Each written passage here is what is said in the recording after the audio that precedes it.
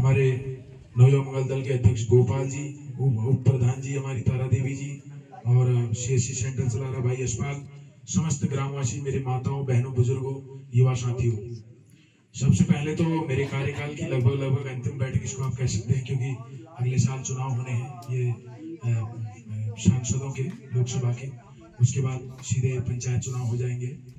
सबसे पहले तो मैं आप सभी का धन्यवाद अदा करूंगा कि आपने अपने बेटे को केवल 27 साल की उम्र में ग्राम प्रधान बनाया, और मैंने भी पूरा प्रयास किया कि मैं आप लोगों ने जो भरोसा मुझे दिया उस भरोसे पर मैं खरा उतर सकूं, और पूरा प्रयास मेरे द्वारा किया गया।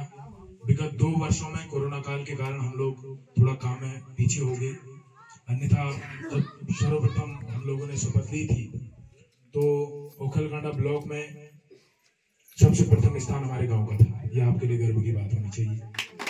तो धीरे धीरे करके, क्योंकि काम केवल ग्राम प्रधान के हाथ का नहीं है, काम लोगों के और ग्राम प्रधान के बीच का सामंजस्य, अधिकारी कर्मचारियों के बीच के सामंजस्य से हम लोग काम करते हैं। सबसे पहले हमारे 65 काम चले, लगभग शुरू में एक साथ 65 कार्य चले, जिसमें से कुछ काम तो आज तक हमारे कंप्लीट नहीं हुए, 4 साल हो गए। तो इसमें ग्राम प्रधान की गलती भी नहीं है और अधिकारियों की भी नहीं, जिन लोगों के रह गए हैं उनकी कमियां हैं, और अपनी कमियों को हमने स्वीकार करना पड़ेगा। जो हमारी कमियां हैं उन कमियों को हमने स्वीकार करना पड़ेगा सरकार के द्वारा। जैसा कि आप लोगों को बताया, ललित जी ने बताया, ग्राम विकास अधिकारी जी ने बताया, कोई भी काम अगर आपको मिलता है उसका एक टाइम बाउंडेशन होता है, टाइम पीरियड होता है कि 1 महीने में, 2 महीने में, 3 महीने में, 3 महीने में हमने अपने कार्य को पूरा करना है। या हम लिख के भी देते हैं स्टाम्प पेपर में। मैं तो जनप्रतिनिधि हूं, लेकिन अधिकारी कर्मचारी चाहे, मेरे अनुरोध पर मैंने आज तक अपने गांव में नोटिस नहीं आने दिया है। इस बार नोटिस बन गए हैं, मैंने अभी बंटवाए नहीं है, शायद मनरेगा वालों को दे दिया होगा कि तो कहने का मतलब यह है कि नोटिस आने का मतलब उससे गांव का अपमान होता है। गांव का अपमान, आपका अपमान, गांव का अपमान, ग्राम प्रधान के अपमान।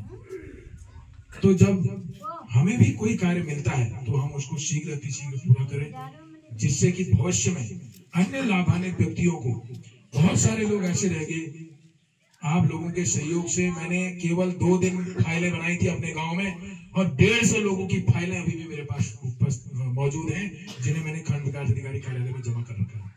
150 फाइलें आप ही लोगों की हैं, सभी लोगों के। लगभग जितने भी कार्य होने हैं, गौशाला, भूमि सुधार, शौचालय से या फिर नाली निर्माण से लेकर कहीं से कहीं तक 150 फाइलें मेरे पास और बनी हुई है। और वर्तमान समय में हमारे यहाँ 22 कार्य ऑनलाइन चल रहे हैं। मकान कंप्लीट हो जाएंगे तो उसके बाद मकानों के भी उसी में है, 4 मकान है अभी, तो 20 काम से ऊपर चलने ही नहीं है। और हम लोगों ने अभी तक, क्योंकि हम उससे ऊपर ही हैं, अभी तक नीचे नहीं उतर पाए।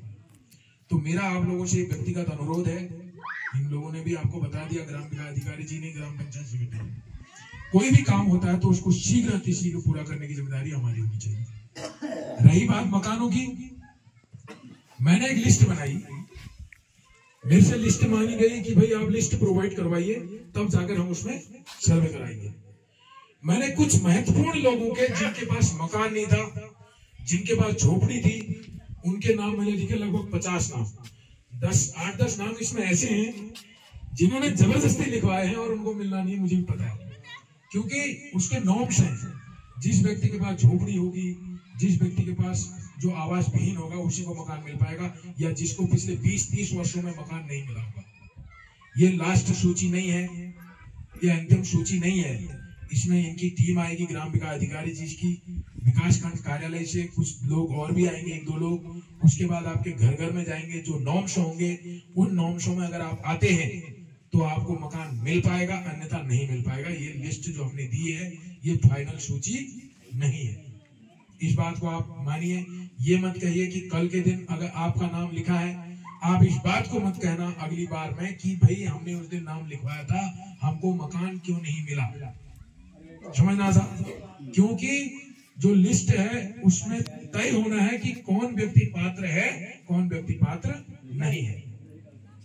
रही बात मनरेगा की, मनरेगा में मैंने आपको बता दिया कि जब तक ये 20 काम ऑनलाइन है, जब तक ये काम खत्म नहीं होंगे, आप कितनी भी कोशिश कर दो, सरकार ने योजनाएं तो दे दी लेकिन पेच ऐसा लगा दिया कि आप उसमें काम नहीं कर सकते। सुबह शाम आपकी हाजिरी ली जाएगी।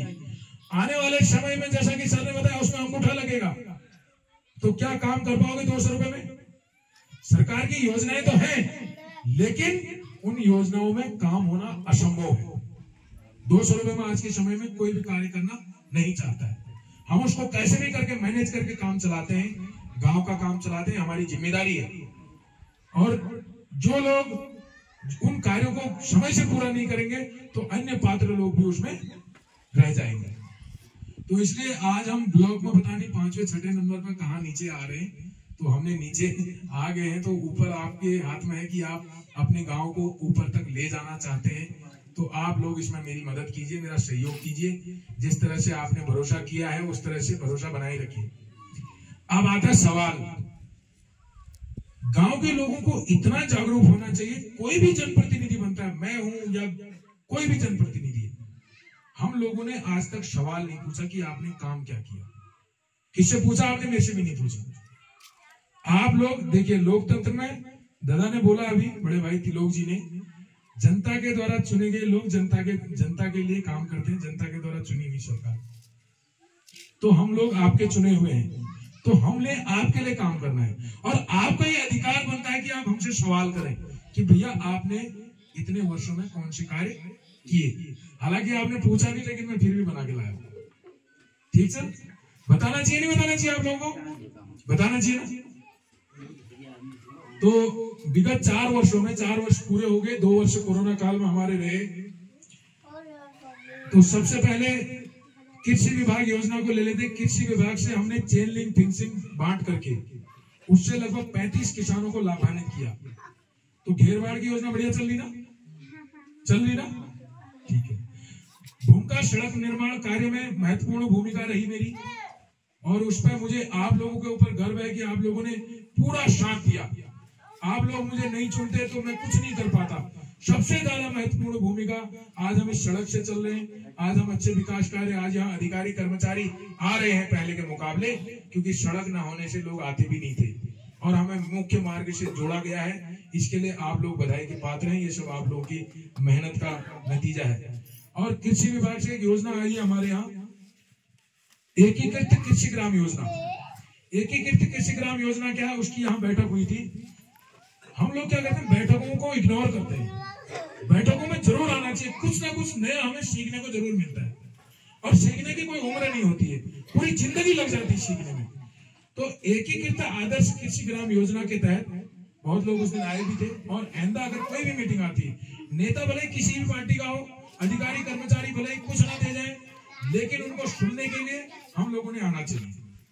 एकीकृत आदर्श कृषि ग्राम योजना के अंतर्गत आपके गांव में 15 लाख रुपए का रिवॉल्विंग फंड, मतलब कि एक समिति जैसी खुलेगी। उस समिति में आपका 15 लाख रुपए आएगा, अभी आना है, तुरंत इस बीच आ जाएगा। वो 15 लाख रुपए आपकी समिति में रहेगा। आपके गांव की समिति होगी। आप चाहे तो उसके लिए बकरी पालन, मुर्गी पालन, भैंस पालन, इन योजनाओं के लिए आप उससे लोन भी ले सकते हैं। ये हमारे धनपत कुमार जी थे, वो मुझे बहुत अच्छा मानते थे, मुख्य कृषि अधिकारी जी। उनकी बदौलत ये काम हमारा स्वीकृत हुआ।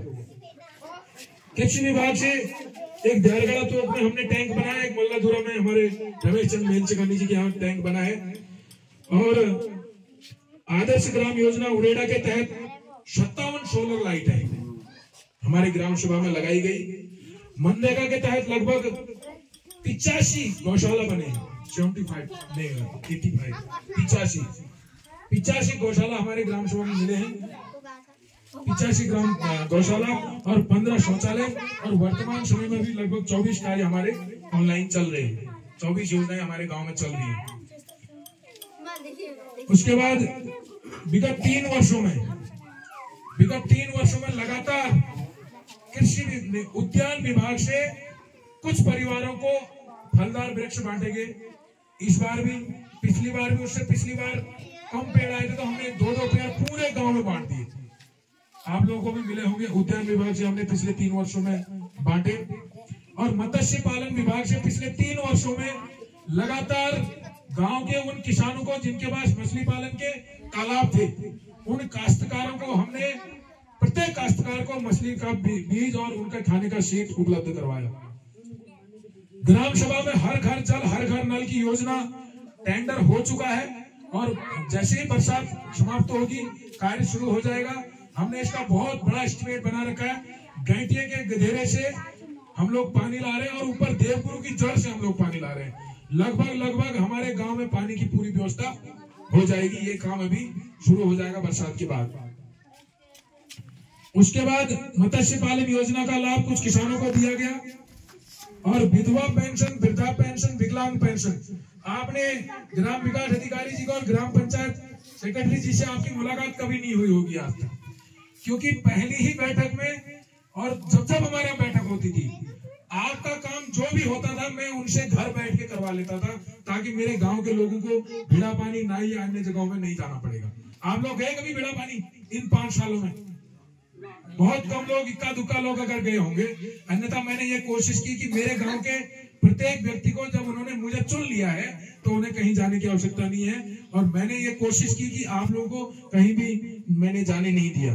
भले विधवा पेंशन, विकलांग पेंशन भी मैंने खुद अपनी व्यवस्था से उसको लगाया। किसी को कहीं दौड़ा भागी करने की आवश्यकता नहीं हुई। आजीविका मिशन के अंतर्गत हमने स्वयं सहायता समूह का निर्माण करवाया, लेकिन उसमें नॉर्म्स से हट करके हमने थोड़ा सा और अधिक समूह बनाए।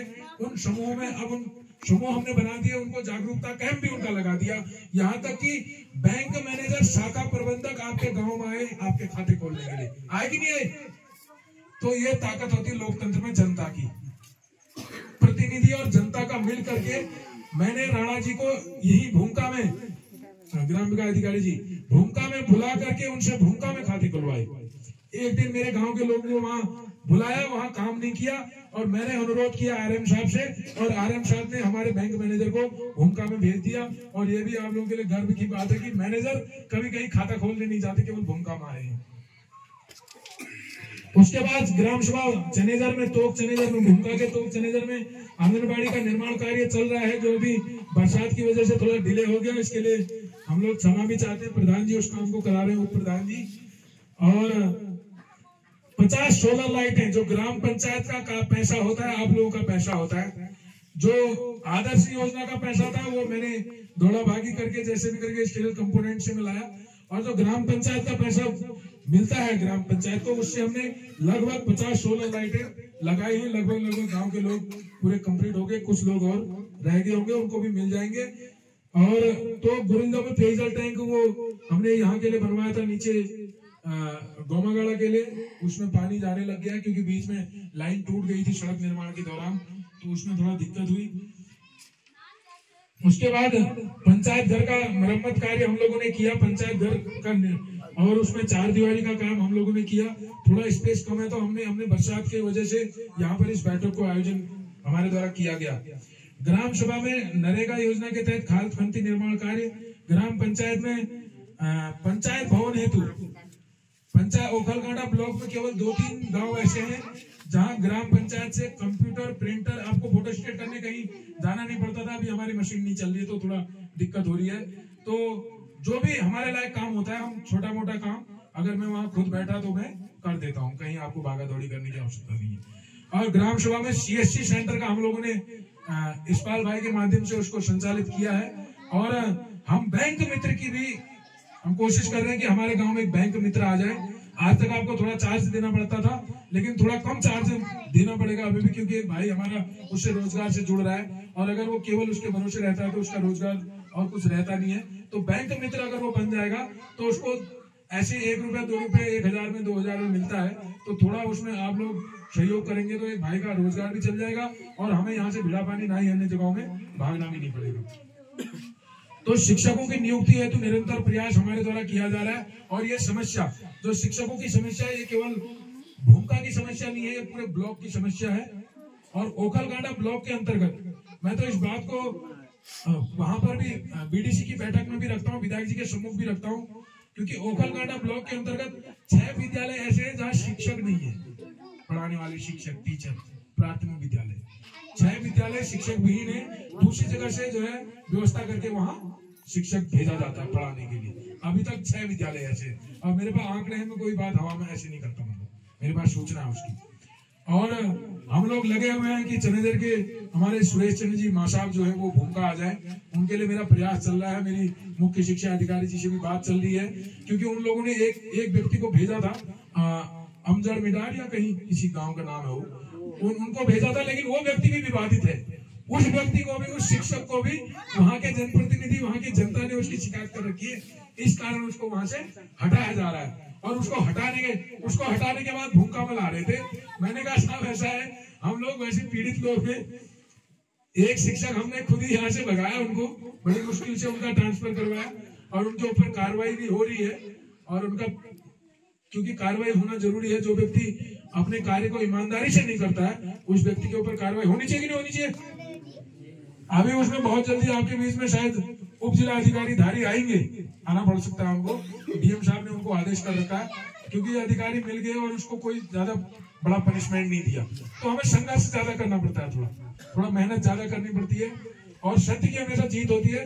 और मैं किसी भी ऐसे कार्य को नहीं करता जिससे कि मेरे गांव वालों को मान सम्मान उनका कम हो, उनका मान सम्मान बढ़ना चाहिए, बस ये मेरी हमेशा कोशिश रहती है। पशुपालन विभाग द्वारा कुछ लोग नाराज भी हुए होंगे, कुछ मुर्गियां आई, बोला हमको नहीं मिला, कुछ लोगों ने कहा भी। मैं आप लोगों से कहना चाहूंगा कि एक बार में प्रत्येक व्यक्ति को मिलना असंभव है। आप अगर चाहेंगे कि एक योजना आ जाए और वो प्रत्येक व्यक्ति को मिल जाए तो ऐसा संभव नहीं है, ऐसा हो ही नहीं सकता है। अगर हम एक एक मुर्गी भी बांटते तब भी वो नहीं पहुंचती, और बहुत छोटे छोटे बच्चे हैं वो, और वो कुछ तो मर भी गए हैं। तो इसलिए जो है मेरा आप लोगों से अनुरोध है कि आप मेरा एक सिद्धांत है, मैं पूरे गांव में, मेरे ऊपर हालांकि ऐसा आज तक इल्जाम नहीं लगा है, लेकिन मैं फिर भी, मेरे लिए कोई व्यक्ति अपना नहीं, कोई पराया नहीं। मैं हमेशा इस सिद्धांत के साथ चलता हूं कि जब इंसान को मरना है तो अकेले जाना है, पत्नी बच्चे भी साथ में नहीं आते, जब जीते हैं तब भी अकेले जीना है, जब संघर्ष करना है तब भी अकेले संघर्ष करना है। तो मेरा ये सिद्धांत रहता है कि मैं बिना भेदभाव के, बिना अपना पराये के, जो व्यक्ति पहले जिसको प्राथमिकता है उसका काम करने की कोशिश करता हूं। और उसमें कुछ लोग रह भी जाते हैं तो उसमें आप लोगों को ये नहीं कहना है कि इसने या उसका काम करा उसका नहीं। मेरे लिए सारे लोग समान हैं। आज तक मैंने ऐसा किया है तो बता दीजिए, आप बताओ, कर रहा मैं ठीक में खवा दे रहा हूँ तो इसलिए थोड़ा सा जहां पर मैं सही हूं तो मेरे आत्मसम्मान को बढ़ाइए ना थोड़ा। मेरे लिए भीतर बैठी आग की वास्तव में मैंने सही काम करके, तो मैंने ऐसा करा आज तक, तो मैं कोशिश करता हूं कि ऐसा ना करूं, और मैं ऐसा करना भी नहीं चाहता हूं। और मैं बुद्ध को मानता हूं, बुद्ध का एक सिद्धांत है, हमारी आवश्यकताएं कभी पूरी नहीं होती। मनुष्य के दुख का कारण और उसका निवारण, दुख का कारण होता है वस्तु से हमको उसको पकड़े रखना, अर्थात हम किसी वस्तु की ज्यादा उससे उम्मीद करते हैं, किसी भी व्यक्ति से किसी भी चीज की उम्मीद अगर ज्यादा करते हैं तो अगर वो हमारी उम्मीद पर खरा नहीं उतरता है तो हम क्या हो जाते हैं, उससे नाराज हो जाते हैं। इसलिए किसी भी व्यक्ति से, यहाँ तक कि अपने पिताजी से भी ज्यादा उम्मीद नहीं करनी चाहिए कि इन्होंने मेरे लिए ऐसा नहीं किया। ज्यादा उम्मीद किसी से नहीं करनी, मुझसे भी ज्यादा उम्मीद नहीं करनी, क्योंकि मैं भी बधा हुआ हूं। मैं अगर बधा हुआ नहीं होता तो आज तक हम बहुत काम कर चुके होते, लेकिन कुछ आप लोगों ने लेट किया, कुछ मेरी वजह से भी लेट हो सकता है, कुछ ग्राम विकास अधिकारी जी की वजह से भी लेट हो सकता है। इसलिए हम लोगों को एक्टिव रहना है, और जिस गांव की प्रजा सो जाती है उस गांव का नेता सो जाता है। अभी समझना साहब, जिस गांव के लोग सो जाते हैं उस गांव का नेता सो जाता है, और जिस देश की प्रजा सो जाती है उस देश का नेता सो जाता है। इसलिए हम जितना जागरूक बनेंगे, जितना जानकारी रखेंगे, जितना नॉलेज रखेंगे, जितना अनुभव रखेंगे और जितना सीखेंगे, सीखने की कोई उम्र नहीं होती, और सीखने के लिए पढ़े लिखे आदमी का होना अनिवार्य नहीं है, अनपढ़ आदमी भी सीख सकता है। तो इसलिए मेरा आप लोगों से अनुरोध है कि ज्यादा उम्मीद ना करें, और जो योजनाएं आ रही हैं, जितना प्रयास भूमिका के अंतर्गत जितने कार्य हुए हैं, शायद हो अभी ललित जी ने आपको बताया कि सबसे फर्स्ट में हम थे, आज हम थोड़ा सा पीछे हुए, ज्यादा पीछे अभी भी हम लोग नहीं है, क्योंकि नियम कानून केवल भूमिका के लिए नहीं, सभी जगह के लिए। तो हम लोग अभी भी ठीक ठाक स्थिति में हैं और आप लोगों का बहुत बहुत धन्यवाद मैं पुनः करना चाहूंगा कि आप लोग एक बार कहने में इतने लोग उपस्थित यहाँ पर होते हैं और हर बार आप लोग मीटिंगों में आते हैं। और मेरा आपसे अनुरोध है कि माताओं बहनों को, युवा साथियों को भी मीटिंग का हिस्सा बनाएं, क्योंकि हमें कुछ ना कुछ, वो हमारी आने वाली पीढ़ी है और बुजुर्गों से सीखना है, आने वाली पीढ़ी को बताना है, तब जाकर के समाज में बहुत बड़ी क्रांति आती है। और ज्यादा न कहते हुए आप लोगों से मैं अनुरोध करूंगा कि आप लोग रुके रहेंगे, अगर ये सर लोग चले भी जाएंगे क्योंकि इनको दूर जाना है। हम लोगों ने आज जो है स्वच्छता मिशन के अंतर्गत, हाँ एक सवाल और रह गया, स्वच्छता मिशन के अंतर्गत डस्टबिनों का वितरण करना है और डस्टबिन एक परिवार में 2 डस्टबिन मिलने हैं और अगर हमने 400 लगभग 200 परिवारों के लिए मंगा रखे हैं, अगर वो कम होते हैं तो पुनः उनको मंगाया जाएगा। तो आप लोग शांति व्यवस्था बनाए रखें, प्रत्येक परिवार को उसमें मिलना है। और एक सवाल और आया था हमारे दादा का, तिलोक जी का, बड़े भाई तिलोक जी का, उन्होंने कहा कि जो ये टैक्स लिया जाएगा सरकार से, क्योंकि सरकार ने नियम कानून बना दिया है, अगर हम उस रूल को फॉलो नहीं करते हैं तो कोर्ट का आदेश है, साफ साफ माननीय उच्च न्यायालय का आदेश है कि स्वच्छता मिशन के अंतर्गत कार्य होना है, प्रत्येक गांव में कूड़ादान बनना है, कूड़ा निस्तारण होना है, प्रत्येक गांव में एक व्यक्ति का चयन होना है और प्रत्येक गांव में एक सफाई के लिए जो गाड़ी आएगी उस गाड़ी में कूड़ादान जाना है। तो ये भारत सरकार के, ये उत्तराखंड सरकार को आदेशित कर रखा हाई कोर्ट ने, माननीय उच्च न्यायालय ने, तो ये करना बहुत अनिवार्य है। और भविष्य में इसका जो है टैक्स के रूप में 10 रुपए 20 रुपए प्रति गांव से लिया भी जाएगा, प्रत्येक घर से ये लिया भी जाएगा। और क्योंकि सरकार कुछ भी नहीं देती है, अगर मैं भी कह रहा हूँ यहाँ पर मैंने कोई काम किया है तो सरकार कुछ नहीं देती है, सब आप ही लोगों से पैसा जाता है, आपको पता ही नहीं लगता है। हम एक बिस्किट भी लेते हैं 5 रुपए का तो 2 रुपए हम सरकार को देते हैं, उसी कार्य से विकास कार्य होते हैं, उसी पैसे से विकास कार्य होते हैं।